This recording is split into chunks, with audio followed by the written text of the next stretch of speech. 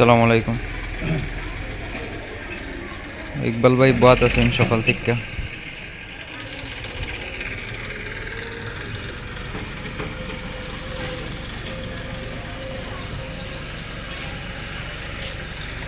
কারণ মাটি লরমও হয় আর উপরে দিয়ে উঠতে পারে না গাড়ি। এটা ওই এক সাইডে আমরা মাটি স্টক করাইলাম, পরবর্তীতে এইখানেও এক্সেভেটারে ঠাইনা ওখানে তুলতে হইব।